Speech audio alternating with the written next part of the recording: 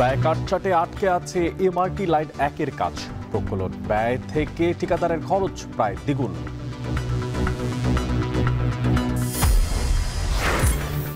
ইসির রোডম্যাপকে বিএনপি স্বাগত জানালেও অস্পষ্ট বলছে জামায়াত। শরতের আগে দেয়ায় প্রতিশ্রুতি ভঙ্গ অভিযোগ এনসিপির। জাকসুতে উত্তাপ থাকলেও উল্টো চিত্র হল সংসদ নির্বাচনে 130টি পদে বিনা প্রতিদ্বন্দ্বিতায় জয়ী হচ্ছেন প্রার্থীরা। গাজীপুরে ছিনিয়ে নেয়া সন্ত্রাসীকে ধরতে যৌথ বাহিনীর অভিযান। শরীয়তপুরে বিএনপি নেতা হত্যা মামলার আসামির বস্তাবন্দি মরদেহ উদ্ধার। এবং পাকিস্তানের পাঞ্জাবে ভয়াবহ বন্যায় প্রাণহানি বেড়ে দাঁড়িয়েছে 20 জনে। বাড়ছে 3 নদীর পানি। সরিয়ে নেওয়া হয়েছে 2 লাখের বেশি বাসিন্দা।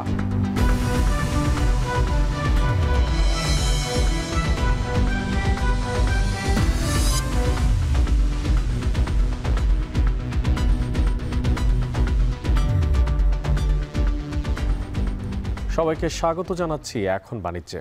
পুরো আয়োজনে আপনাদের সঙ্গে থাকছি আমি মশিউর অনিক। এই শহর জাদুর শহর, এই শহর প্রাণের শহর। নগরের একটা পাশে তাকালেই দেখা যায় যানজটে ভিড়ে আছে গাড়ি। যদিও তার থেকে একটু রেহাই মিলেছে মেট্রো রেলের সুবিধার্থে, কিন্তু তারপরও অন্য প্রান্তে গাড়ির যানজটে অস্বস্তিতে দেশের নাগরিকরা, রাজধানীর নাগরিকরা। বিশেষ করে স্বদেশ প্রবারী থেকে বসুন্ধরা আবাসিক এলাকা, ইউনাইটেড গ্রুপ আবাসিক এলাকা থেকে এই সমস্ত জায়গাগুলোতে নেই মেট্রো রেলের আলাদা কোনো লাইন। আর সেখানেই সম্ভাবনার দুয়ার খুলে দিয়েছিল এমআরটি লাইন প্রকল্প। এবার এমআরটি লাইন 1-এর কাজ আটকেই আছে। কাটা ছেটার যে টেবিল, সেই টেবিলে বিশেষ করে প্রাক্কলন ব্যয় থেকে ঠিকাদারদের প্রস্তাবিত ব্যয় প্রায় দ্বিগুণে গিয়ে পৌঁছেছে। টিএমটিসিএল এর এমডি বলছেন, অন্য দেশের চেয়ে বাংলাদেশের প্রকল্পের খরচ কিছুটা বেশি হবেই।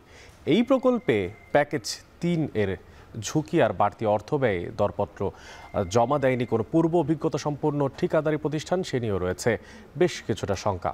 বিস্তারিত তথ্যপাত্র তুলে ধরছেন গালিব ইবনে রিয়াজ।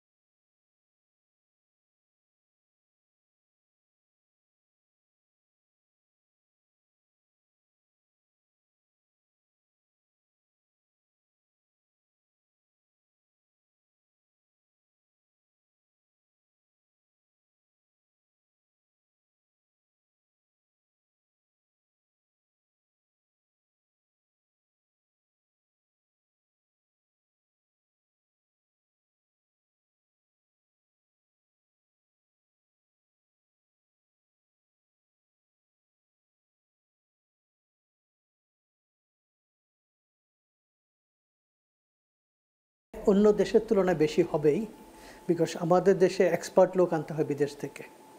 নাম্বার 2, কিছু ম্যাটেরিয়াল, স্পেসিফিক ম্যাটেরিয়ালস আমার বিদেশ থেকে আনতে হবে। ব্যয় বেশি হবেই, কিন্তু কতটুকু বেশি হবে এটা হলো কোশ্চেন। যে টেন্ডার চলতেছে এখন বেশি হওয়ার কারণটা হলো এই টেন্ডারগুলি প্রক্রিয়া অনেক আগেই আরম্ভ হয়েছে। তাদের মাইন্ডসেট, তাদের আগের প্র্যাকটিস, 15 বছরের প্র্যাকটিস হিসাবেই তারা টেন্ডারগুলি সাবমিট করছে। এমআরটি 1 শেষ হওয়ার সময়কাল 2026 সাল। ডিপিপি সংশোধনের পর সময়ও বাড়বে দ্বিগুণের বেশি। তবে এমডির বিশ্বাস, বর্ধিত সময়ে শেষ হবে প্রকল্পের কাজ। প্রজেক্টের সময়ের সাথে সাথে যে কস্ট বাড়বে এরকম কোনো থিওরি পৃথিবীতে নাই। ঠিক আছে, আপনি এটা কস্ট, আপনি তখন টাইম অপটিমাইজেশন করবেন। যেই টাইমটা আমরা এখন কস্ট অপটিমাইজেশনের জন্য ইউজ করতেছি, সেই টাইমটা পিছন ব্যাক এন্ড থেকে সেভ করা সম্ভব। মেট্রো করা আমাদের প্রয়োজন, এবং মেট্রো আরম্ভ করার জন্য হয়তো যত সত্তর, মানে আমরা চাচ্ছি যে নেক্সট ইয়ারের ভিতরে যত তাড়াতাড়ি একটা কমেন্সমেন্ট আরম্ভ করতে পারি মেট্রো, ওর থেকে কমেন্সমেন্ট করার থেকে 6 থেকে 7 বছর লাগবে। তবে মাঠের চিত্র প্রতিবন্ধকতায় ঠাসা। এখন পর্যন্ত এয়ারপোর্ট থেকে নতুন বাজার পর্যন্ত পাতাল 5টি স্টেশনের ইউটিলিটি স্থানান্তরের কাজ কোনোটির শেষ কিংবা চলমান থাকলেও থমকে আছে উত্তর বাড্ডা ও আফতাবনগরের পরিষেবা স্থানান্তরের কাজ। পূর্ব অভিজ্ঞতায় জনদুর্ভোগের কথা ভেবে বিকল্প সড়ক ব্যবহারের প্রস্তাব ডিএমপির, তবে ব্যয় হবে বাড়তি টাকা। এই ডাইভার্সনের টাকা আমাদের ইয়াতে ধরা নেই, ডিপিপিতে লোকাল টাকা ধরা নেই। লোকালে আছে শুধু ইউটিলিটি শিফটিং। এই কাজের জন্য আমরা প্যাকেজের ভিতরে মানে জাপানি যে লোন এগ্রিমেন্টের ভিতরে ধরে রাখছিলাম আর কি। তো এটা তো ঠিকাদার না আসলে আমরা করতে পারবো না। এই প্রকল্পে সবচেয়ে জটিল আর ঝুঁকিপূর্ণ প্যাকেজ বলা হচ্ছে CP3-কে। কমলাপুর থেকে রামপুরা পর্যন্ত 4.57 কিলোমিটার লাইনে স্টেশন থাকবে 4টি। মাটির উপরের অংশে নানান স্থাপনার সাথে আছে লাইনের তীক্ষ্ণ বাঁক। নিচের টানেলের শেষ অংশে যাবে মাটির 110 ফুট নিচ দিয়ে। স্টেশনগুলোর দুই পাশে থাকবে 160 ফুটের বেশি ডায়াফ্রাম ওয়াল, যা মাটির ধস রোধ করবে। ইতিমধ্যেই ঝুঁকি আর অতিরিক্ত অর্থ ব্যয়ের কথা ভেবে পূর্ব অভিজ্ঞতা থাকা জাপানি 5 ঠিকাদারি প্রতিষ্ঠান দরপত্র তুললেও জমা দেয়নি। আর তাই পূর্ব অভিজ্ঞতা ছাড়াই দরপত্র আহ্বানের অনুমতি চাওয়া হয়েছে জাইকার থেকে। এটা গত 25শে মার্চ 2025 সালে বিড সাবমিশনের ডেট ছিল। একটা বিডও সাবমিট হয় নাই। তো আমরা ওই দিনই জাইকার কাছে একটা সম্মতি চাইছি। দরপত্র অনেক হাই, অনেক risk and soil condition, technical জিনিস এটা। যদিও বড় কোনো দুর্ঘটনা হলে সেই ক্ষতিপূরণ রাখা হয়েছে অর্থ পরিকল্পনায়। বাংলাদেশে যখন কোনো মেগা প্রকল্প হাতে নেওয়া হয় তখন নানামুখী চ্যালেঞ্জের সম্মুখীন হতে হয়। সে চ্যালেঞ্জ মোকাবেলা করে অনেক মেগা প্রকল্পই এখন পর্যন্ত আলোর মুখ দেখেছে। কিন্তু ঢাকাবাসী প্রথমবারের মতো মাটির নিচ দিয়ে পাতাল মেট্রো রেলের স্বপ্ন এখন পর্যন্ত অধরাই রয়ে গেছে। এরপর যখন এই সরু রাস্তা, ঘন বসতিপূর্ণ ছোট বড় দালান আর এই ফ্লাইওভারের নিচ দিয়ে পাতাল মেট্রো রেলের কাজ শুরু হবে, সেই চ্যালেঞ্জের মোকাবেলা করা এখনও তো বাকিই রয়েছে। গালিব ইবনে রিয়াজ, এখন, ঢাকা। ইসির নির্বাচনী রোডম্যাপকে স্বাগত জানিয়েছে বিএনপি। দলের মহাসচিব বলেন, নির্বাচন ছাড়া আর কোনো উপায় নেই। জামায়াতের দাবি রোডম্যাপ অস্পষ্ট। আর রোডম্যাপ নিয়ে আনুষ্ঠানিক প্রতিক্রিয়া এনসিপি বলেছে, জুলাই সনদ প্রকাশের আগে নির্বাচনের রোডম্যাপ দেয়া জনগণের সাথে অন্তর্বর্তী সরকারের প্রতিশ্রুতি ভঙ্গের শামিল। বিস্তারিত দেখুন সিফাত শাহরিয়ারের প্রতিবেদনে। প্রধান উপদেষ্টার দপ্তর থেকে বলা হয়েছে যে আগামী রমজানের আগে ভোটের ব্যবস্থা করতে। নির্বাচনী রোডম্যাপ প্রকাশ হয়েছে ঠিকই, তবে তফসিলের নির্দিষ্ট তারিখ ও আইন শৃঙ্খলার বিষয়ে চূড়ান্ত সিদ্ধান্ত না থাকায় গতানুগতিক রোডম্যাপ হিসাবে আখ্যা রাজনীতিবিদদের। যদিও স্বাগত জানিয়েছে প্রায় সকলেই। তফসিল ঘোষণার 15 দিন আগে থেকেই কমপ্লিট করার চেষ্টা করব। এনসিপি বলছে, জুলাই সনদ প্রকাশের আগে নির্বাচনের রোডম্যাপ দেয়া জনগণের সাথে অন্তর্বর্তী সরকারের প্রতিশ্রুতি ভঙ্গের শামিল। জুলাই সনদ চূড়ান্ত না করে এবং জুলাই সনদ বাস্তবায়নের প্রক্রিয়া নিয়ে কোনো সিদ্ধান্তে উপনীত না হয়ে নির্বাচনের রোডম্যাপ ঘোষণা ঐকমত্য কমিশন এবং অন্তর্বর্তীকালীন সরকারের প্রতিশ্রুতি ভঙ্গের শামিল। সনদ বাস্তবায়নের প্রক্রিয়া চূড়ান্ত না করে নির্বাচনের প্রস্তুতি গ্রহণ ভবিষ্যতে সংকট তৈরি করতে পারে, যার দায় সরকারকেই নিতে হবে। জামায়াত ইসলামী এটিকে অস্পষ্ট রোডম্যাপ বলে মন্তব্য করেছে। তাদের দাবি, পিআর পদ্ধতিতে নাকি পুরাতন নিয়মে হবে নির্বাচন, তা স্পষ্ট করতে হবে। দুটো বিষয় তাদেরকে পরিষ্কার থাকতে হবে। এক হচ্ছে নির্বাচন কোন পদ্ধতিতে হবে, দুইটা দাবি আসছে। একটা হচ্ছে ট্র্যাডিশনাল, আগে যাওয়া হয়েছে যেখানে ভোট ডাকাতি হয়, দিনের ভোট রাতে হয়, বাক্স পুকুরে পড়ে যায়, হেলিকপ্টার দিয়ে বাক্স নিয়ে চলে যায়। এটাই তো বাংলাদেশের রাজনীতির ইলেকশনের ইতিহাস। কি বলেন? পিআর পদ্ধতিকে সামনে রেখে নির্বাচনের রোডম্যাপ ঠিক করেন। ট্র্যাডিশনালটা করছেন তো, আপত্তি নেই, আপনারা করেন। আমাদের পিআরকে নিয়ে আর একটা করেন। নির্বাচনী রোডম্যাপকে স্বাগত জানিয়ে বিএনপি মহাসচিব মির্জা ফখরুল ইসলাম আলমগীর বলেন, নির্বাচন ছাড়া আর কোনো উপায় নেই। বলেন, দেশ নির্বাচনমুখী হলে কোনো ষড়যন্ত্রেই কাজে আসবে না। নির্বাচন দেওয়া ছাড়া কোনো উপায় নেই। It's the only way out, যে আপনি জনগণের সমর্থনে আপনি একটা সরকার গঠন করবেন এবং দেশের সমস্যাগুলো সমাধান করবার জন্য আপনি পদক্ষেপ নিতে পারবেন। মানুষ এই অনিশ্চয়তা থেকে বেরিয়ে আসার জন্য নির্বাচনটা চাচ্ছে ভীষণভাবে। যখনই আপনি নির্বাচনে যাবেন তখন তো সব কিছু বদলে যাবে। তখন পুরো মানুষ নির্বাচনমুখী হবে এবং তাদের কোনো রকম আপনার কার্যক্রমই সেটাকে বাধা হয়ে দাঁড়াতে পারবে না। এ সময় তিনি বলেন, যারা নির্বাচন নিয়ে হঠকারী সিদ্ধান্ত নেবে তারাই ক্ষতিগ্রস্ত হবে। সিফাত শাহরিয়ার, এখন, ঢাকা। আগের সরকারের কারণে যথাযথ চিকিৎসা পাননি বিএনপি চেয়ারপারসন বেগম খালেদা জিয়া। সময় মতো চিকিৎসা পেলে তার স্বাস্থ্যের এমন অবনতি হতো না। তবে এখন খালেদা জিয়ার শারীরিক ও মানসিক অবস্থা বেশ স্থিতিশীল রয়েছে। বৃহস্পতিবার সন্ধ্যায় বেগম জিয়াকে রাজধানীর বসুন্ধরা আবাসিক এলাকার এভার কেয়ার হাসপাতালে নেওয়া হয়। সেখানে স্বাস্থ্য পরীক্ষা শেষে কথা বলেন তার ব্যক্তিগত চিকিৎসক ডাক্তার AZM জাহিদ হোসেন। বলেন, মেডিকেল বোর্ডের পরামর্শ অনুযায়ী বেগম খালেদা জিয়াকে হাসপাতালে নেওয়া হয়েছিল। সব পরীক্ষা নিরীক্ষা করা হয়েছে। এই সময় বিএনপি মহাসচিব মির্জা ফখরুল ইসলাম আলমগীর সহ দলের অন্যান্য নেতাকর্মীরা উপস্থিত ছিলেন। নিয়মিত স্বাস্থ্য পরীক্ষা শেষে রাতেই বেগম জিয়াকে গুলশানের বাসভবন ফিরোজায় নেওয়া হয়।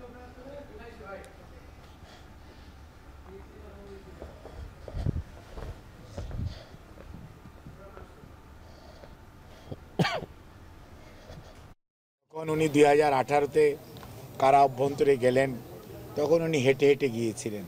2020-এর 25শে মার্চ উনি যখন মেডিকেল বিশ্ববিদ্যালয় থেকে ওনাকে শর্ত সাপেক্ষে গৃহবন্দী অবস্থায় ফেরত দেওয়া হলো, তখন উনি হুইল চেয়ার বাউন্ড হলেন। ওনার শারীরিক অবস্থাটা এমন একটা পর্যায়ে তৎকালীন সরকার নিয়ে গিয়েছিল যাতে ওনার জীবন আশঙ্কাজনক হয়েছিল। ওনার সুস্থতা ধরেন উনি তো কিছুটা ওনার সাপোর্টিং এইড লাগে, বাট তারপরেও আল্লাহর কাছে লাখ লাখ শুকরিয়া, উনি মানসিক এবং শারীরিকভাবে ওনার অবস্থা স্থিতিশীল। জাহাঙ্গীরনগর বিশ্ববিদ্যালয় কেন্দ্রীয় শিক্ষার্থী সংসদ নির্বাচনে কিছুটা উত্তাপ দেখা গেলেও বিপরীত চিত্র হল সংসদ নির্বাচনের ক্ষেত্রে। 21টি হল সংসদে 315টি পদের বিপরীতে 130টি পদে বিনা প্রতিদ্বন্দ্বিতায় নির্বাচিত হতে যাচ্ছেন প্রার্থীরা, আর 64টি পদ থাকবে শূন্য।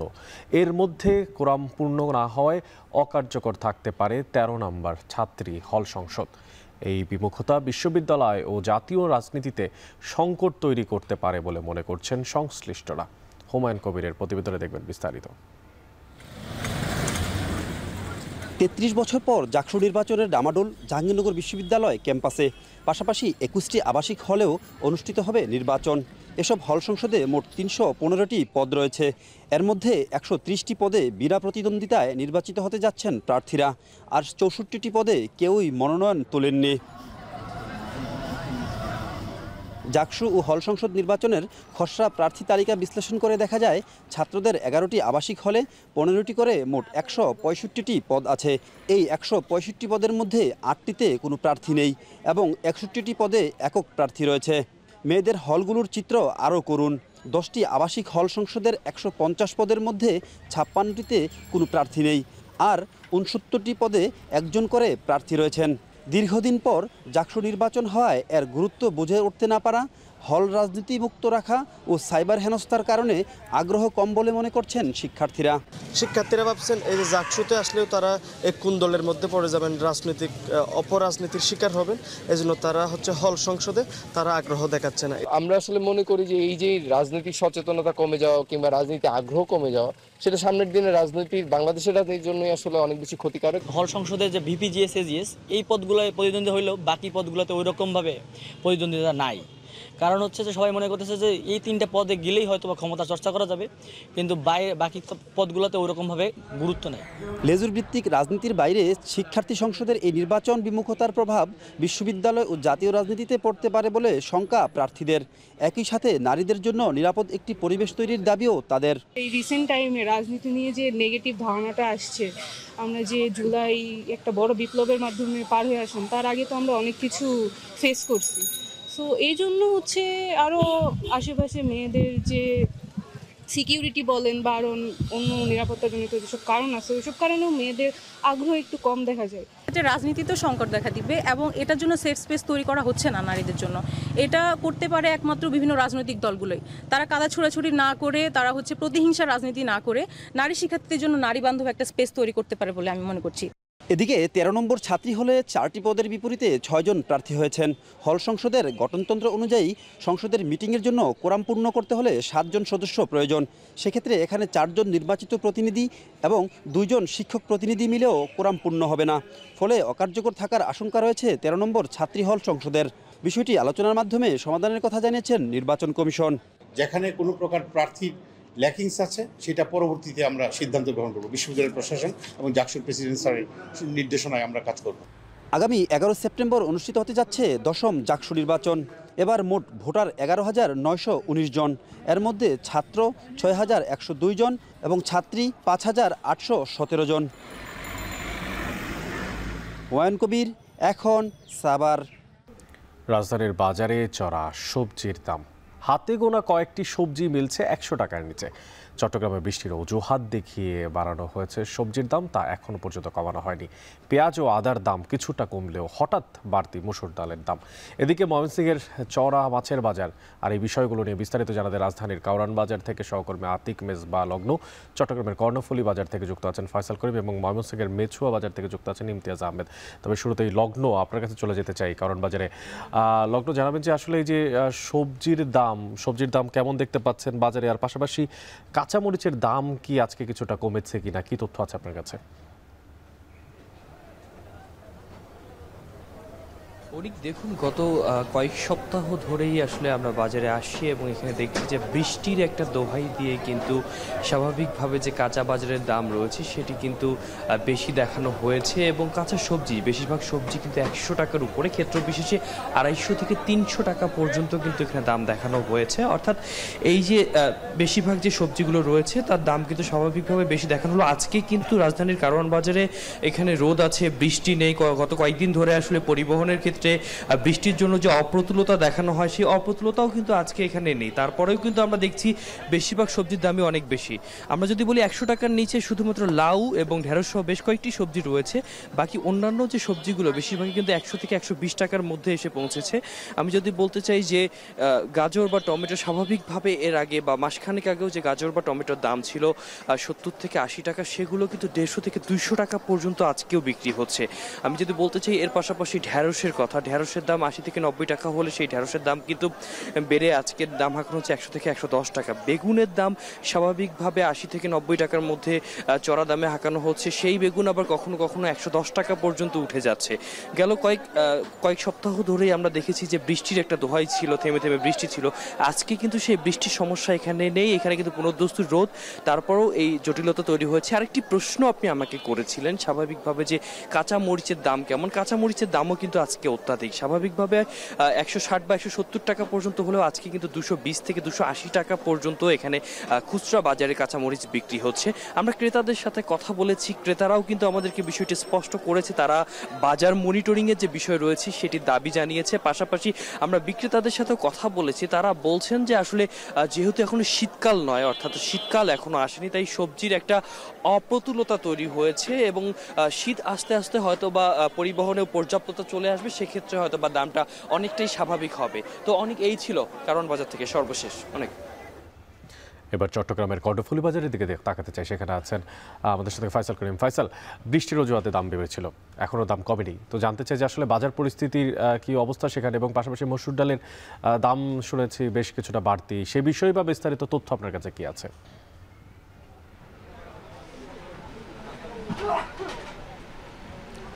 অনেক আমরা যেটি দেখেছি, বৃষ্টির অজুহাতে যেসব সবজির দাম বেড়েছিল গত সপ্তাহে, সেই সব সবজির মধ্যে কিছু কিছু সবজির দাম কিন্তু এখনও বাড়তি রয়ে গেছে। তবে যেসব সবজি, বিশেষ করে নতুন সবজি আসছে বাজারে, শিম কিংবা বাঁধাকপির মতো সবজিগুলো কিন্তু একেবারে অতিরিক্ত চড়া দাম দেখা যাচ্ছে। যেটা আমরা দেখেছি শিমের দাম, যেটি চট্টগ্রামের সীতাকুণ্ডের শিম এখানে আসে অধিকাংশ, এবং চট্টগ্রামের কর্ণফুলী বাজারে বেশিরভাগ সবজি আসে চট্টগ্রামের সীতাকুণ্ড এবং চট্টগ্রামের দক্ষিণাঞ্চল থেকে। তো এখানে যে শিমটি আমরা দেখছি সেটির দাম দেখেছি 200 টাকা কেজি, এবং বাঁধাকপি আসছে নতুন, এই বাঁধাকপির দামও কিন্তু কেজি 100 টাকা বিক্রি হচ্ছে। তবে গত সপ্তাহে যেসব সবজির দাম 100 টাকার উপরে ছিল সেগুলো আসলে কিছুটা কমেছে, কেজি প্রতি 10 থেকে 20 টাকা কমেছে। বিশেষ করে বেগুনের দাম যদি বলি, যেটি গত সপ্তাহে 100-110 টাকা ছিল বেগুন, সেই বেগুনের দাম কমে এই সপ্তাহে 90 টাকা এসেছে। এবং আমরা যেটি দেখেছি ঝিঙা কিংবা চিচিঙ্গার মতো সবজিগুলো কিন্তু কিছুটা কমতে শুরু করেছে এবং 60 থেকে 80 টাকায় বিক্রি হচ্ছে এসব সবজি। এছাড়া কাঁকরোলের দামও কিছুটা কমেছে, কেজিতে 10 টাকা করে কাঁকরোল বিক্রি হচ্ছে 80 টাকায়। এছাড়া অধিকাংশ সবজি দাম আমরা দেখেছি যে আসলে গত সপ্তাহে যে বাড়তি দাম ছিল সেই বাড়তি দাম থেকে কিছুটা কমে বিক্রি হচ্ছে। তবে ক্রেতাদের যেই মতামত সেটি হচ্ছে আসলে সবজির দাম গত 1 মাস আগের যে দাম সেই দামের তুলনায় কিছুটা বাড়তি, এবং বৃষ্টির অজুহাতে যে দাম বেড়েছিল সেই দাম বাড়ার ফলে যেই ধরনের সুযোগ নিচ্ছিলেন বিক্রেতারা, সেই সুযোগ কিন্তু অনেকেই নিচ্ছেন। কিছু দোকানে কোনো সবজি হয়তো বিক্রি হচ্ছে 100 টাকায়, আবার সেই একই সবজি বিক্রি হচ্ছে কিন্তু অন্য দোকানে 90 টাকায়। এ ধরনের একটি অভিযোগ আছে। আর বিক্রেতারা যারা আছেন তারা বলছেন যে আসলে বৃষ্টির যেহেতু দীর্ঘদিন হয়নি বা বৃষ্টির যে কারণে যে শস্যক্ষেত যে ক্ষতিগ্রস্ত হয়েছিল সেটি যেহেতু এখন আর হচ্ছে না, সে কারণে সবজি সরবরাহ বেড়েছে এবং দামও আসলে কমার দিকে, এবং তারা আশা করছেন যে দিন যত যাবে সামনে ততই কিন্তু সবজির দাম আরও কমে আসবে। এবং আমরা যে দেখছি বাজারে কিন্তু নতুন নতুন সবজি আসা শুরু করেছে, বিশেষ করে শিম এবং যে বাঁধাকপি ফুলকপির যেই সরবরাহ সেটিও কিন্তু দেখা যাচ্ছে বাজারে। এছাড়া আমরা যেটি দেখেছি যে চট্টগ্রামের এই কর্ণফুলী কাঁচা বাজারে যারা নিত্য প্রয়োজনীয় পণ্য বিক্রি করেন তারা বলছেন যে ডালের দামটা হঠাৎ করে গত কয়েকদিন ধরে বাড়তি দেখছেন, এবং যেটি বিশেষ করে মসুর ডাল যেটি ভালো মানের, সে মসুর ডালের দাম কিন্তু কেজিতে 20 থেকে 30 টাকা বেড়ে এখন বিক্রি হচ্ছে 160 থেকে 65 টাকায়। অনেক। এবার চলে যেতে চাই ময়মনসিংহের মেছুয়া বাজারে, সেখানে আছেন ইমতিয়াজ আহমেদ। ইমতিয়াজ, সরবরাহ সংকট তৈরি হয়েছে কিনা, মাছের দাম কিছুটা বাড়তি জানতে পারছিলাম, পাশাপাশি জানাবেন যে বেলা 10টা 20-এর এই সময়টাতে যদি কেউ বাজারে যায় তাহলে ঠিক কত টাকা গুনতে হতে পারে মাছ কিনতে গেলে, কি তথ্য আছে আপনার কাছে? অনেক গত 3-4 মাসের মধ্যে আজকে ময়মনসিংহের মেছুয়া বাজারে আমরা সবচেয়ে কম মাছের সরবরাহ দেখছি, এবং 3 থেকে 350 টাকার নিচে কোনো ধরনের চাষের মাছ কিন্তু আজকে কোনো ক্রেতাই আসলে কিনতে পারবে না। যেহেতু আজকে শুক্রবার ছুটির দিন, সবাই আসলে চেষ্টা করে ময়মনসিংহের মেছুয়া বাজারের এই মাছ বাজার থেকে সপ্তাহের যে মাছের চাহিদা সেগুলো পূরণ করতে বা কিনে নিয়ে যেতে। আমরা খুব বেশি মাছ দেখছি, কিন্তু প্রচুর ক্রেতার সমাগম আমরা দেখতে পাচ্ছি। আমরা বেশ কিছু ছোট ছোট মাছ যেগুলো আছে, পোনা মাছ রয়েছে, বিভিন্ন মলা সামুদ্রিক মাছ রয়েছে, সেগুলো দেখছি। সেগুলো নিয়ে দোকানদাররা এখন পর্যন্ত 10টা বাজে তারা বসে আছেন। পাঙ্গাস বিক্রি হচ্ছে 220 টাকা করে, মলা মাছ রয়েছে, মলা মাছ বিক্রি হচ্ছে 300 থেকে 350 টাকা, এবং ছোট ছোট সাইজের যে রুই মাছ, সরপুটি, তেলাপিয়া, এগুলো কিন্তু আসলে বিক্রি হচ্ছে আপনার 250 থেকে 280 টাকা কেজি। তেলাপিয়ার মাছের দামটা যদিও কিছুটা স্বস্তি জায়গায় রয়েছে, 180-90 টাকার মধ্যে বিক্রি হচ্ছে। তবে যেটা আমরা দেখতে পেরেছি যে ইলিশের কিন্তু সরবরাহটা গত এক সপ্তাহের ব্যবধানে কিছুটা বাড়ায় 2 থেকে 300 টাকা পর্যন্ত কমেছে। বড় সাইজের যে ইলিশগুলো গত সপ্তাহে আপনার 2600 টাকার নিচে পাওয়া যেত না, বিশেষ করে 1 কেজি ওজনের, সেই ইলিশগুলো কিন্তু এখন বিক্রি হচ্ছে 2200 থেকে 2300 টাকা করে 1 কেজি ওজনের যে ইলিশগুলো রয়েছে। সুতরাং সেই ক্ষেত্রে ইলিশের ক্ষেত্রে কিন্তু একটা কিছুটা স্বস্তি পাওয়া যায়। তবে চাষের মাছের দামটা কিন্তু অত্যাধিক বেড়েছে, এবং সরবরাহ কিন্তু খুব একটা আমরা দেখতে পাচ্ছি না। পাশাপাশি আমরা আরও যদি মাছের দরদাম জানিয়ে দিতে চাই, বড় সাইজের যে আমরা যে কাতল মাছ বা ব্রিগেড মাছ আমরা দেখতে পাচ্ছি, সেগুলো কিন্তু 400 টাকা থেকে 500-550 টাকা পর্যন্ত কেজি বিক্রি হচ্ছে, যেগুলো সর্বোচ্চ 380-400 টাকার নিচে স্বভাবতই দাম থাকতো না। বা যে বোয়াল মাছ দেখতে পাচ্ছি আমরা, সেই বোয়াল মাছ বিক্রি হচ্ছে 500 টাকা থেকে 600 টাকা কেজি। বিক্রেতারা যেটা বলছেন যে ফিশারিগুলো বা মাছের ঘেরগুলো থেকে মাছের সরবরাহ কম হচ্ছে, উৎপাদন খরচ বেড়েছে, গাড়ি ভাড়া বেড়েছে, এবং সবচেয়ে বড় যে বিষয়টি সেটি হলো যে সরবরাহটা কমেছে। যারা মাছ যে ঘের বা মাছের ফিশারি যারা আছে তারা কিন্তু মাছ এখন পর্যন্ত খুব একটা বিক্রি করছে না, যার কারণে কিন্তু এই মাছের সরবরাহটা কমেছে এবং দামটাও কিন্তু বৃদ্ধি পেয়েছে। এবং আমরা যে বড় মাছগুলো দেখছি ব্রিগেড ওয়াল মাছ, সেগুলো কিন্তু 500 থেকে 550 টাকা কেজি বিক্রি হচ্ছে। সব মিলিয়ে অনেক বলা যায় যে ময়মনসিংহের মেছুয়া বাজারে সবসময় মাছ কিন্তু একটা ভরপুর থাকে। শুক্রবার তো প্রচুর মাছ থাকে, কিন্তু এইরকম 2-3 মাসের মধ্যে এইরকম একেবারে মাছের খরা বা এত কম সংকট মাছ কিন্তু আমরা দেখতে পাইনি, এবং মাছের দামটাও কিন্তু বেশ বৃদ্ধি পেয়েছে। আজকে যারা ছুটির দিনে মাছ কিনতে আসবে নিঃসন্দেহে তাদের একেবারে নাভিশ্বাস অবস্থা ভাবে সেটা বলা যাচ্ছে। সব মিলিয়ে এই ছিল ময়মনসিংহের মেছুয়া বাজার থেকে মাছের দরদামের সর্বশেষ খবর। অনেক। ময়মনসিংহের মেছুয়া বাজার থেকে যুক্ত ছিলেন সহকর্মী ইমতিয়াজ আহমেদ। এর আগে কারণ বাজার থেকে যুক্ত ছিলেন সহকর্মী লগ্ন, এবং চট্টগ্রাম থেকে যুক্ত ছিলেন আমাদের সঙ্গে আরেক সহকর্মী। এদিকে আমদানি বন্ধ হওয়ায় ফের সাতক্ষীরার বাজারে বাড়ছে পেঁয়াজের দাম। প্রতি কেজি পেঁয়াজের দাম বেড়েছে 5 থেকে 7 টাকা পর্যন্ত। আর এদিকে সরকার আলুর সর্বনিম্ন দাম 22 টাকা নির্ধারণ করে দিলেও বিক্রি হচ্ছে 16 টাকায়। এই বিষয়ে বিস্তারিত জানাতে সাতক্ষীরা সুলতানপুর বড়বাজার থেকে যুক্ত আছেন সহকর্মী আহসান রাজীব। সরাসরি চলে যাচ্ছি তার কাছে। রাজীব, আপনার মাধ্যমে জানতে চাই যে আসলে বাজারে বর্তমানে পেঁয়াজের কত টাকা দামে বিক্রি হচ্ছে সে বিষয়টি, এবং সরকার নির্ধারিত কম দামে বা সরকার যে দামে নির্ধারণ করে দিয়েছে তার থেকে কম দামে বিক্রি হচ্ছে আলু, এর পেছনের আসলে নির্দিষ্ট কারণটা কি?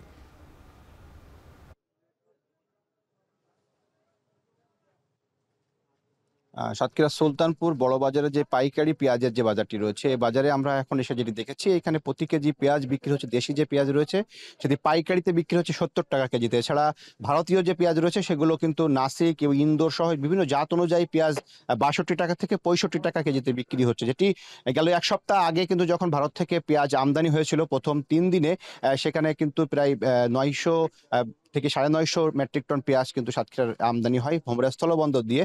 এই পেঁয়াজগুলো আমদানি হওয়ার পরপরই কিন্তু কেজিতে দাম আমরা যেটি দেখেছিলাম সেখানে তখন কিন্তু 5 থেকে 7 টাকা দাম কমে গিয়েছিল খুচরা পর্যায়ে, পাইকারিতে কমেছিল 3 থেকে 4 টাকা। সেটি এখন এসে কিন্তু আবারও দাম বাড়ছে। এখানকার ব্যবসায়ীরা বলছেন যে হঠাৎ করে ভারত থেকে পেঁয়াজ আমদানি বন্ধ হওয়ার কারণেই বাজারে প্রভাব পড়তে শুরু করেছে এবং পেঁয়াজের দামটি তারা এখন ঊর্ধ্বমুখী, অনেকটাই ঊর্ধ্বমুখী এবং আগামীতে দাম আরও বাড়তে পারে। এছাড়া এখানকার আলুর বাজার ঘুরে আমরা যেটি দেখেছি, সরকার নির্ধারিত যে হিমাগার থেকে যে নির্ধারিত মূল্য নির্ধারণ করে দেওয়া হয়েছে গতকাল 22 টাকা, কিন্তু বাজারে কিন্তু আলুর দাম অনেকটাই কম। এখানে আলু বিক্রি হচ্ছে পাইকারিতে 16 টাকা প্রতি কেজি আলু, এছাড়া খুচরা পর্যায়ে সেটি 19 টাকা থেকে 20 টাকা পর্যন্ত কিন্তু পাইকারিতে এবং খুচরার এই যে দামের তফাতে কিন্তু সাতক্ষীরা সুলতানপুর বড় বাজারে বিক্রি হচ্ছে। এর কারণ হিসেবে ব্যবসায়ীরা বলছেন যে আলুর পর্যাপ্ত পরিমাণে আলু রয়েছে বাজারে। এছাড়া হিমাগারগুলোতে স্থানীয় পর্যায়ে যে হিমাগারগুলো রয়েছে, এখানকার মৌসুমি যারা ব্যবসায়ী রয়েছেন তারা প্রচুর পরিমাণে আলু সংরক্ষণ করেছিলেন, যে কারণে মূলত স্থানীয় হিমাগারগুলোতে প্রচুর পরিমাণে আলু রয়েছে, যেটি এ বছর শেষ পর্যন্ত কিন্তু এই আলুগুলো থাকবে, যে কারণে মূলত এই আলুর দামটি আসলে বাড়ছে না। যতই সরকার থেকে নির্ধারণ করে দেওয়া হোক, বাজার পর্যায়ে এসে আসলে আলুর দামটি অনেকটা কমে বিক্রি হচ্ছে, কারণ প্রচুর পরিমাণে আলু থাকার কারণে মূলত এই দামটি আসলে আলু তারা বাড়তি দামে বিক্রি করতে পারছে না বলে আমাদেরকে জানিয়েছেন। যদিও কেউ কেউ এখন নতুন দামে অনেকে বিক্রি করার চেষ্টা করছেন, তবে সেক্ষেত্রে বাজারে আলু বেশি থাকার কারণে সেটি সম্ভব হচ্ছে না। তো সব মিলিয়ে সাতক্ষীরা সুলতানপুর বড় বাজারে আলুর দাম কিছুটা কম থাকলেও পেঁয়াজের দাম কিন্তু অনেকটাই বেশি, এবং আগামীতে যদি পেঁয়াজ আমদানি না হয় বা পেঁয়াজের সরবরাহ কম থাকে সেক্ষেত্রে কিন্তু পেঁয়াজের দাম আরও বাড়বে বলে ব্যবসায়ীরা বলছেন। যদিও এখানে গত সপ্তাহে 3 দিনে কিন্তু প্রচুর পরিমাণ পেঁয়াজ ভারত থেকে সাতক্ষীরার ভোমরা স্থলবন্দর হয়ে সাতক্ষীরা এই বাজার এগুলোতে এসেছিল, একই সাথে দেশের অন্যান্য বাজারেও কিন্তু এখান থেকে পেঁয়াজ চলে যায়। তবে হঠাৎ করে আইপি বন্ধ হওয়ার কারণে পেঁয়াজ আমদানি বন্ধ রয়েছে। তো সব মিলিয়ে এই ছিল আমার কাছে সাতক্ষীরা সুলতানপুর বড় বাজারের পাইকারি বাজার থেকে সবশেষ তথ্য। গাজীপুরের শ্রীপুরে গোয়েন্দা পুলিশের ওপরে হামলা চালিয়ে শীর্ষ সন্ত্রাসী মোহাম্মদ সুমন মিয়াকে ছিনিয়ে নিয়েছে দুর্বৃত্তরা। হামলায় পুলিশের 3 সদস্য আহত হয়েছেন। বৃহস্পতিবার রাত 8টার দিকে শ্রীপুর পৌরসভার ট্যাংরা রাস্তার মোড় এলাকায় এই ঘটনা ঘটে। আসামির সাথে সেই সময় সুমনের বিরুদ্ধে অস্ত্র আইনে একাধিক মামলা রয়েছে বলে জানায় পুলিশ। গোপন সংবাদের ভিত্তিতে উপজেলা কাউরাইত ইউনিয়নের নান্দিয়া সাঙ্গুন এলাকার ব্রিজ থেকে তাকে আটক করে জেলা গোয়েন্দা পুলিশ আর থানা পুলিশ ছিল সাথে। এই সময় কয়েক দফা হামলা চালিয়ে সুমনকে ছিনিয়ে নিয়ে যায় দুর্বৃত্তরা।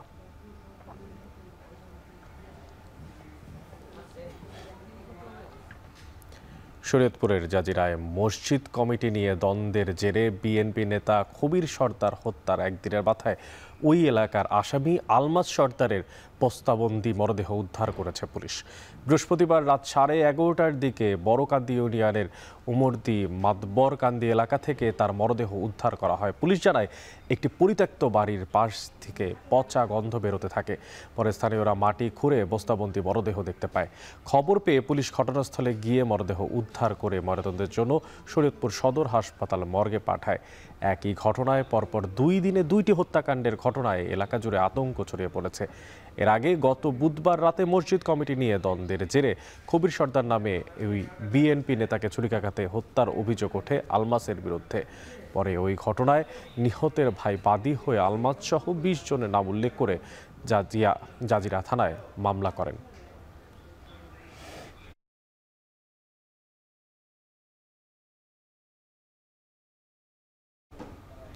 নারায়ণগঞ্জ শহরে একটি অ্যাম্বুলেন্সে গ্যাস সিলিন্ডারের লিকেজ থেকে বিস্ফোরণ হয়েছে।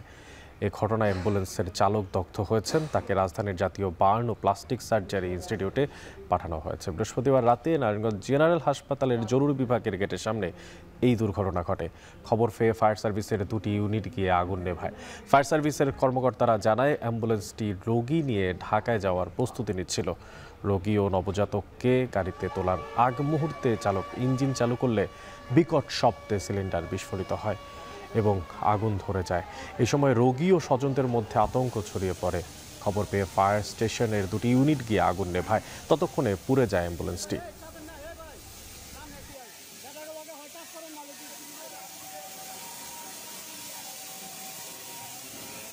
সাতক্ষীরা সদর থেকে কালীগঞ্জ হয়ে শ্যামনগর পর্যন্ত প্রায় ৬২ কিলোমিটার সড়ক এখন যেন মরণ ফাঁদ।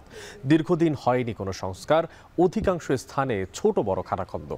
ঝুঁকিপূর্ণ এই পথে চলছে যানবাহন, প্রায়ই দুর্ঘটনা ঘটছে প্রাণহানি। ব্যাহত হচ্ছে যোগাযোগ, চিংড়ি রপ্তানি, কমছে পর্যটক। সড়ক বিভাগ বলছে দ্রুত শুরু হবে সড়কের নির্মাণ কাজ। আহসান রাজীব জানাবেন বাকিটা। সাতক্ষীরার অন্যতম আকর্ষণ সড়ক পথে সুন্দরবন দেখা, কিন্তু সুন্দরবনে যাওয়ার এই সড়কটি দীর্ঘদিন ধরে সংস্কার না হওয়ায় যাত্রী চালক উভয়ই বিপাকে।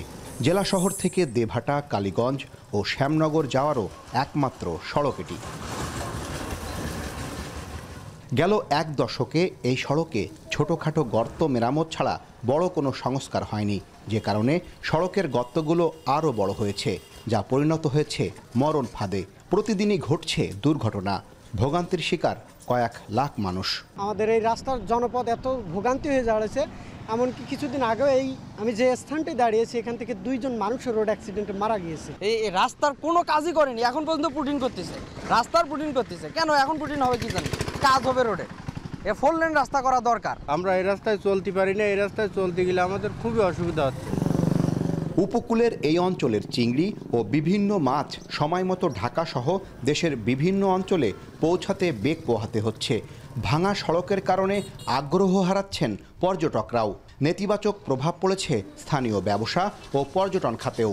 যদি 500 টাকা কামাই করি, দিন 600 টাকা খরচ, এরকম একটা অবস্থা। প্রতিদিন এক এক রকম একটা ক্ষয়ক্ষতি হতেই আছে। 2 ঘন্টা 2.5 ঘন্টা লাগে সাতক্ষীরা থেকে 30 কিলো 31 কিলো রাস্তা। ব্যবসা বাণিজ্য করতে যাতে গেলে মনে করেন 10 টাকার ভাড়া 20 টাকা। গাড়ি ডিফারেন্সিয়াল, ফরম্যাক্সেল কিংবা অনেক সময় কিনপিনও টায়ার বাস্টও হচ্ছে। এর কারণে যদি আশপাশে কোনো মানুষ, সাধারণ মানুষও থাকে, তাদেরও সহ মৃত্যু পর্যন্ত ঘটতেছে এই রাস্তার কারণে। সড়ক ও জনপথ বিভাগের কর্মকর্তা জানালেন, সড়ক সংস্কারের উদ্যোগ নেওয়া হয়েছে, দ্রুতই শুরু হবে নতুন সড়ক নির্মাণ কাজ। এই বর্ষার মৌসুমে ভারী বর্ষণের জন্য আসলে কাজটা শুরু করতে একটু ডিলে হচ্ছে, তাছাড়া আমরা খুব শীঘ্রই কাজ শুরু করতে পারবো আশা করছি। ইন দ্য মিন টাইম আমাদের সড়ক বিভাগ থেকে যে রেগুলার মেইনটেনেন্স ওয়ার্ক, সেটা সবসময় চলমান থাকবে, যাতে মানুষের ভোগান্তি কম হয়। স্থানীয়দের আশা, দ্রুত সড়কের কাজ শুরু হলে দীর্ঘদিনের ভোগান্তির অবসান হবে। আহসান রাজীব, এখন সাতক্ষীরা। ডেঙ্গুর হটস্পট হিসেবে চিহ্নিত বরগুনার আবারও বাড়তে শুরু করেছে আক্রান্তের সংখ্যা। শুক্রবার সকাল 10টা পর্যন্ত 24 ঘন্টায় আক্রান্ত হয়েছে 38 জন, আর তাদের মধ্যে মৃত্যু হয়েছে 1 জনের। তীব্র সংকট আর এতে করে তৈরি হয়েছে আইসিইউ আর সিসিইউ ইউনিটের। আর এই নিয়ে বিস্তারিত জানাতে সদর হাসপাতাল থেকে যুক্ত আছেন সহকর্মী জিয়াদ মাহমুদ। জিয়াদ, আপনার মাধ্যমে জানতে চাই যে আবারও জেলায় ডেঙ্গুর প্রকোপ বৃদ্ধির মূল কারণটা আসলে কি, আর সংকট সমাধানে কি ধরনের ব্যবস্থা নেওয়ার কথা বলছে প্রশাসন? ডেঙ্গুর হটস্পট হিসেবে চিহ্নিত জেলা বরগুনায় ডেঙ্গু আক্রান্তের সংখ্যা কমতে গিয়েও যেন নতুন করে আবার বেড়ে যাচ্ছে। একই সঙ্গে দীর্ঘায়িত হচ্ছে মৃত্যুর মিছিল। আপনাকে জানিয়ে রাখছি যে গত 24 ঘন্টায়, মানে আজকে সকাল 10টা পর্যন্ত নতুন করে 24 ঘন্টায় 38 জন ডেঙ্গু রোগী শনাক্ত হয়েছে, এবং গতকাল বিকেলে বরগুনার এক শিক্ষার্থী যিনি ডেঙ্গুতে আক্রান্ত হয়ে বরিশাল শেরি বাংলা মেডিকেল কলেজে মৃত্যুবরণ করেন। এই যে মেঝে দেখছেন ওয়ার্ডের, ডেঙ্গু ওয়ার্ডের, এখানে কিন্তু 1 সপ্তাহ আগেও এই মেঝেটি খালি ছিল, এখন কিন্তু নতুন করে আবার পরিপূর্ণ হতে শুরু করেছে, ডেঙ্গু রোগী আসতে শুরু করেছে। এটি নিঃসন্দেহে বরগুনাবাসীর জন্য উদ্বেগের। এবং আপনি যেটি বললেন যে আইসিইউ সিসিইউ সমস্যা, এটি কিন্তু আমরা দেখেছি যে ডেঙ্গুর যে প্রাদুর্ভাব শুরু হয়, প্রকট হয়, তখন থেকে এখানকার এলাকাবাসীর দাবি ছিল, রোগী স্বজনদের দাবি ছিল যে আইসিইউ এবং সিসিইউ সমস্যার সমাধান করা হয়। এক্ষেত্রে আমরা দেখেছি বরগুনা স্বাস্থ্য বিভাগ তারা পদক্ষেপ নিলেও স্বাস্থ্য মন্ত্রণালয় থেকে আসলে তেমন কোনো ব্যবস্থা নেওয়া আমাদের এখনো দৃষ্টিগোচর হয়নি, এবং এখানকার মানুষ কিন্তু তারা নানাবিধ প্রশ্ন রাখছেন যে যখন তারা চিকিৎসা নিতে এখান থেকে একজন গুরুতর রোগীকে যখন রেফার করা হচ্ছে অন্যত্র বরিশাল কিংবা ঢাকাতে, যদিও Barishal Sher-e-Bangla medical college ICU CCU থাকলেও সেখানে যে পরিচ্ছন্নতা বা অপরিচ্ছন্নতা আর যে বিষয়টি, সেই ক্ষেত্রে কিন্তু রোগীরা বিড়ম্বনায় পড়ছেন চিকিৎসা নিতে গিয়ে, নানা ভোগান্তি সেখানেও শিকার হচ্ছেন। একই সাথে তারা ঢাকায় যাচ্ছেন এবং পথে অনেকে মৃত্যুবরণ করছেন আইসিইউ সিসিইউ না থাকার ফলে। আমরা দেখেছি যে এখানে ফ্লুইড ম্যানেজমেন্টের বিষয়টি রোগীরা না করতে পেরে এই হাসপাতালে তারা বিশেষভাবে ভোগান্তিতে পড়ছেন। একই সাথে আপনি যে বলছেন ডেঙ্গু প্রাদুর্ভাব বাড়ার কারণ হিসেবে দেখা যাচ্ছে যে জলবায়ুগত পরিবর্তন একটা বিরূপ প্রভাব পড়ছে, যেহেতু লঘুচাপের ফলে টানা কয়েকদিন বৃষ্টিপাত, এবং বৃষ্টিপাতের পরে কিন্তু নতুন করে আবার ডেঙ্গুর প্রাদুর্ভাব বেড়েছে। তো এক্ষেত্রে আগে থেকে বিশেষজ্ঞরা সচেতন করছেন, এবং এই মুহূর্তে তারা বলছেন যে আসলে সচেতনতার বিকল্প নেই, সচেতনতাই একমাত্র ডেঙ্গু সমস্যার সমাধান হতে পারে। যদিও আইসিইউ এবং সিসিইউ দ্রুত সময় যাতে এই সংকট মোকাবেলা করা যায় সে ব্যাপারেও তারা স্বাস্থ্য মন্ত্রণালয়ের দৃষ্টি আকর্ষণ করছেন। তো এই ছিল বরগুনা সদর হাসপাতাল থেকে ডেঙ্গু পরিস্থিতি আমার কাছে সবশেষ তথ্য। অনেক বরগুনা থেকে যুক্ত ছিলেন সহকর্মী জিয়াদ মাহমুদ, জানাচ্ছিলেন সেখানকার ডেঙ্গু পরিস্থিতির সবশেষ খবরাখবর। পাকিস্তানের পাঞ্জাব প্রদেশের বন্যা পরিস্থিতির আরও অবনতি হয়েছে। প্রাণহানি বেড়ে দাঁড়িয়েছে 20 জনে। নিরাপদ আশ্রয়ে সরিয়ে নেওয়া হয়েছে 2.5 লাখ বাসিন্দাকে। প্রদেশের 3টি প্রধান নদীর পানি বেড়ে প্লাবিত হয়েছে কয়েক হাজার গ্রাম। রেকর্ড ভারী বৃষ্টিতে শিয়ালকোটের অবস্থা সবচেয়ে বেশি খারাপ। আর এদিকে ভারতের পাঞ্জাব অংশে প্লাবিত হয়েছে 8 শতাধিক গ্রাম। ছত্তিশগড়ে প্রাণ গেছে অন্তত 8 জনের। এছাড়া জম্মু কাশ্মীর আর হিমাচল প্রদেশে ভারী বৃষ্টির পূর্বাভাস দিয়েছে ভারতের আবহাওয়া অফিস। বিস্তারিত জানাচ্ছেন তানভীর জনি। কয়েক দশকের মধ্যে সবচেয়ে ভয়াবহ বন্যার কবলে পাকিস্তানের পাঞ্জাব প্রদেশ। মুষলধারে বৃষ্টিতে ফুলে উঠেছে 3টি প্রধান নদী, রাভি, শতুদ্র ও চেনাবের পানি। ভারত বাঁধ খুলে দেওয়ার পর পাকিস্তানের সীমান্তবর্তী অঞ্চলে বন্যা পরিস্থিতি আরও ভয়াবহ রূপ নেয়। এরই মধ্যে তলিয়ে গেছে 1,500-এর বেশি গ্রাম। পানিতে ডুবে নষ্ট হয়েছে শত শত হেক্টর ফসলি জমি। বন্যার পানিতে ভাসছে পাঞ্জাবের বেশিরভাগ অঞ্চল। তলিয়ে গেছে রাস্তাঘাট, ঘরবাড়ি ও দোকানপাট। একদিকে বন্যা, অন্যদিকে প্রবল বৃষ্টিতে বিপর্যস্ত জনজীবন। কোমর সমান পানিতে আশ্রয় শিবিরে ছুটছেন বাসিন্দারা। पूरे गांव में मतलब कि पानी फैल चुका है, सारे घरों में पानी फैल चुका है, कई लोगों के घरों के अंदर तक पानी चला गया, लोगों का नुकसान हो गया ढेर सारा। अचानक ही पानी आ गया तो उस तो पिछे कोई सेफ्टी का इंतजाम नहीं किया गया। पिछे तुम बेशक कैमरा एक बार फिर चेक कर लो, कोई किश्ती कोई किसी किस्म का कोई इंतजाम नहीं। পাঞ্জাব প্রদেশের প্রধান নদীগুলোর পানি বিপদসীমার উপর দিয়ে প্রবাহিত হচ্ছে। এক রাতের ব্যবধানে এসব নদীতে পানি বেড়েছে প্রায় 3 লাখ কিউজেক। এতে তলিয়ে গেছে আশেপাশের গোটা অঞ্চল। এছাড়াও প্লাবিত হয়েছে পাকিস্তানের দ্বিতীয় বৃহত্তম শহর লাহোরের বেশিরভাগ অংশ। বন্যার কবলে পড়েছে 10 লাখের বেশি মানুষ। নিরাপদ আশ্রয়ে সরিয়ে নেওয়া হয়েছে 50,000 গবাদি পশুসহ প্রায় 2.5 লাখ বাসিন্দাকে। প্রাদেশিক মন্ত্রী ও পাঞ্জাবের মুখ্যমন্ত্রীকে সঙ্গে নিয়ে বন্যায় ক্ষতিগ্রস্ত এলাকা পরিদর্শন করেছেন প্রধানমন্ত্রী শেহবাজ শরীফ। বন্যা কবলিত বাসিন্দাদের সহায়তার সব ধরনের আশ্বাস দেন তিনি। এরই মধ্যে উদ্ধার অভিযানে সেনাবাহিনীর সঙ্গে কাজ করছে কয়েক হাজার স্বেচ্ছাসেবী। বন্যা দুর্গত এলাকায় স্থাপন করা হয়েছে 7 শতাধিক ত্রাণ কেন্দ্র এবং 2.5 শতাধিক চিকিৎসা ক্যাম্প। অস্থায়ী আশ্রয়ের জন্য স্থাপন করা হয়েছে প্রায় 3000 তাঁবু। টানা দ্বিতীয় দিনের ভারী বৃষ্টিতে বিপর্যস্ত পাকিস্তানের শিয়ালকোট শহর। তলিয়ে গেছে শহরের গুরুত্বপূর্ণ সড়ক, মহাসড়ক। পরিস্থিতি মোকাবেলায় শুক্র ও শনিবার বন্ধ রাখা হয়েছে সব শিক্ষা প্রতিষ্ঠান। এছাড়া শিয়ালকোট আন্তর্জাতিক বিমানবন্দরের কার্যক্রম আরও 24 ঘন্টার জন্য বন্ধ রাখার ঘোষণা দেয় কর্তৃপক্ষ। গেল 26 জুন থেকে পাকিস্তানের বৃষ্টি ও বন্যায় মারা গেছে অন্তত 819 জন, যাদের অর্ধেকের বেশি প্রাণহানি ঘটেছে আকস্মিক বন্যায়, আহত হাজারের উপর। এদিকে ভারতের ছত্তিশগড়ে প্রবল বৃষ্টিতে আকস্মিক বন্যায় শতাধিক গবাদি পশুসহ মারা গেছে বেশ কয়েকজন। এছাড়া ক্ষতিগ্রস্ত হয়েছে 500টি বাড়ি এবং 16টি কালভার্ট ও সেতু। টানা 3 দিনের মুষলধারে বৃষ্টিতে তলিয়ে গেছে বিস্তীর্ণ অঞ্চল। ভারতের পাঞ্জাব অংশে প্লাবিত হয়েছে 8 শতাধিক গ্রাম। ভারতীয় আবহাওয়া বিভাগ পূর্বাভাস দিয়েছে আগামী 2 সেপ্টেম্বর পর্যন্ত দিল্লি সহ দেশের বিভিন্ন রাজ্যে ভারী বৃষ্টি হতে পারে। জম্মু কাশ্মীরে শনিবার পর্যন্ত অব্যাহত থাকবে হালকা থেকে মাঝারি বৃষ্টিপাত। দক্ষিণের তেলেঙ্গানা রাজ্যে রেকর্ড বৃষ্টিপাত হয়েছে। উত্তরপ্রদেশে গঙ্গা ও যমুনা নদীর পানিও বেড়েছে। এছাড়া হিমাচল প্রদেশে ভারী বৃষ্টির সঙ্গে আকস্মিক বন্যা ও ভূমিধসের পূর্বাভাস দিয়েছে স্থানীয় আবহাওয়া অফিস। তানভীর জনি, এখন বিশ্ব। দূরপাল্লার ক্ষেপণাস্ত্রের সক্ষমতা দেখাতে তীব্র প্রতিযোগিতায় নেমেছে ভারত পাকিস্তান। বসে নেই চীনও। আগামী সপ্তাহে বিজয় দিবসের কুচকাওয়াজে বিশ্বের অন্যতম পরাশক্তি দেশগুলোর সামনে আধুনিক সামরিক সরঞ্জাম প্রদর্শনীর ঘোষণা দিয়েছে বেইজিং। যদিও আল জাজিরার দাবি পাকিস্তান নয়, চীনকে বার্তা দিতে একের পর এক ব্যালিস্টিক ক্ষেপণাস্ত্রের মহড়া দিচ্ছে নয়াদিল্লি। বিশেষ করে ভারতীয় প্রধানমন্ত্রীর চীন সফরের আগে ক্ষেপণাস্ত্রের মহড়া ইঙ্গিত করে সীমান্ত সংকট সমাধানে বেইজিংকে নিবিড় বার্তা দিতে চায় মোদী প্রশাসন। বিস্তারিত জানাচ্ছেন সতীর্থ কর্মকার। গেল 20 আগস্ট ওড়িশা রাজ্যে মধ্যম পাল্লার ব্যালিস্টিক ক্ষেপণাস্ত্র অগ্নি 5-এর সফল পরীক্ষা চালায় ভারত। দ্রুততম এই ক্ষেপণাস্ত্রটি ঘণ্টায় 30,000 কিলোমিটার দূরত্ব অতিক্রম করে 5,000 কিলোমিটার দূরের লক্ষ্যবস্তুতে আঘাত হানতে সক্ষম। এর এক সপ্তাহ আগে স্বাধীনতা দিবসের সন্ধ্যায় আর্মি রকেট ফোর্স কমান্ড বা ARFC নামে নতুন এক বাহিনীর ঘোষণা দেন পাকিস্তানের প্রধানমন্ত্রী শেহবাজ শরীফ। আল জাজিরার প্রতিবেদনে বলা হয়, চৌকস বিমান বাহিনী থাকার পরও আধুনিক ক্ষেপণাস্ত্র ও ড্রোন দিয়ে শত্রুকে ঘায়েল করতে সেই বাহিনী প্রস্তুত করা হয়েছে। আর এই পরিকল্পনার পেছনে আছে গেল মে মাসে ভারতের সঙ্গে 4 দিনের সংঘাতের অভিজ্ঞতা। নতুন বাহিনী ঘোষণা ছাড়াও 750 কিলোমিটার রেঞ্জের ক্রুজ ক্ষেপণাস্ত্র ফাতাহ 4-এর মহড়া চালিয়েছে ইসলামাবাদ। একই সময় 10,000 কিলোমিটার দূরের লক্ষ্যবস্তুতে আঘাত হানতে সক্ষম ব্যালিস্টিক ক্ষেপণাস্ত্র অগ্নি 6 তৈরির অগ্রগতি নিয়ে বার্তা দেয় নয়াদিল্লি। যদিও আল জাজিরা বলছে, দিল্লির প্রতিযোগিতা মূলত ইসলামাবাদের সঙ্গে নয়, চীনকে গভীর বার্তা দিতে সতর্কভাবে সমরাস্ত্রের মহড়া দিচ্ছে ভারত। ভারতীয় ব্যালিস্টিক মিসাইল অগ্নি 5 দিয়ে হামলা চালানো যাবে এশিয়া মহাদেশের বেশিরভাগ অঞ্চলে।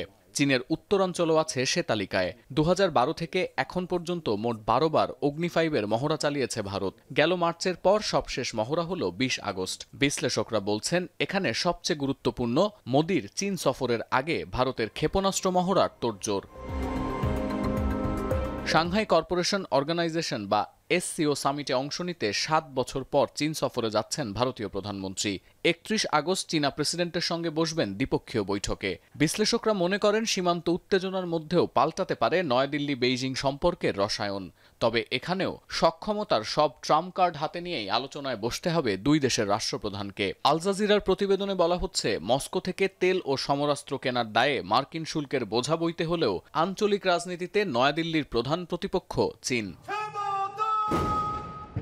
এদিকে শুধু ভারত নয়, পুরো বিশ্বের সামনে নিজেদের শক্তিমত্তা প্রদর্শনের প্রস্তুতি চলছে চীনে। জাপানের বিরুদ্ধে চীনের যুদ্ধ ও দ্বিতীয় বিশ্বযুদ্ধ সমাপ্তির 80 বছর পূর্তি উপলক্ষে আগামী সপ্তাহে বিজয় দিবসের কুচকাওয়াজ হবে দেশটিতে, যেখানে রুশ প্রেসিডেন্ট ভ্লাদিমির পুতিন সহ প্রায় 26 জন বিশ্বনেতার সঙ্গে প্রথম প্রকাশ্যে মঞ্চে আসতে যাচ্ছেন উত্তর কোরিয়ার সর্বোচ্চ নেতা কিম জং উন। বেইজিং জানিয়েছে, এ কুচকাওয়াজে সর্বাধুনিক অস্ত্র প্রদর্শন করবে চীন। এর মধ্যে থাকবে যুদ্ধবিমান, ট্যাঙ্ক ও ড্রোন বিধ্বংসী ব্যবস্থা। প্রথমবারের মতো দেখানো হবে চীনা সেনাবাহিনীর নতুন গঠন কাঠামো। আন্তর্জাতিক গণমাধ্যম বলছে, পশ্চিমা বিশ্ব ও সামরিক বিশ্লেষকদের চোখ থাকবে এই অনুষ্ঠানের দিকে। সতীর্থ কর্মকার, এখন বিশ্ব। এবার খেলার প্রসঙ্গ। ফিফা বিশ্বকাপ বাছাই পর্বের শেষ 2 ম্যাচের জন্য চূড়ান্ত দল ঘোষণা করেছে আর্জেন্টিনা। লিওনেল মেসিকে কেন্দ্র করে প্রকাশ করা হয়েছে আকাশ নীলদের এবারে স্কোয়াড। দলে চমক হিসেবে থাকছেন লোপেস। এছাড়াও হুলিয়ান আলভারেস মার্টিনেস দলে থাকলেও বাদ পড়েছেন কেরোয়া অ্যান্ড মেদেনা। নিষিদ্ধ থাকার কারণে দলে জায়গা হয়নি ফার্নান্দেসের। এছাড়া স্কোয়াডের দলে নেই আন্দ্রো কার্নাচ। আগামী 9 সেপ্টেম্বরের 4 তারিখ ভেনেজুয়েলার মুখোমুখি হবে আর্জেন্টিনা। পরের ম্যাচ 9 তারিখ।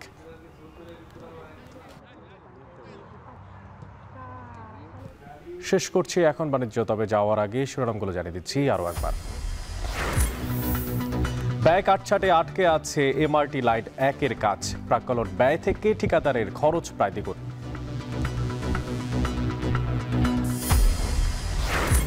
ইসির রোডম্যাপকে বিএনপি স্বাগত জানালো অস্পষ্ট, বলছে জামায়াত। সনদের আগে দেয়ার প্রতিশ্রুতি ভঙ্গ, অভিযোগ এনসিপির। জাকসুতে উত্তাপ থাকলেও উল্টো চিত্র হল সংসদ নির্বাচনে 130টি পদে বিনা প্রতিদ্বন্দ্বিতায় জয় হচ্ছেন প্রার্থীরা। গাজীপুরে ছিনিয়ে নেয়া সন্ত্রাসীকে ধরতে যৌথ বাহিনীর অভিযান। শরীয়তপুরে বিএনপি নেতা হত্যা মামলার আসামির বস্তাবন্দি মরদেহ উদ্ধার। এবং পাকিস্তানের পাঞ্জাবে ভয়াবহ বন্যায় প্রাণহানি বেড়ে 20 জনে দাঁড়িয়েছে। বেড়েছে 3 নদীর পানি, সরিয়ে নেওয়া হয়েছে 2 লাখের বেশি বাসিন্দাকে। এই ছিল এখন বাণিজ্যের আয়োজন। এখন টেলিভিশন ওয়েবসাইটে দেখতে ভিজিট করুন www.এখন.tv, ছাড়া এখন টেলিভিশন ফেসবুকে দেখতে ভিজিট করুন facebook.com/tv.এখন এবং ইউটিউবে এখন টেলিভিশন দেখতে ভিজিট করুন youtube.com/c/এখন tv।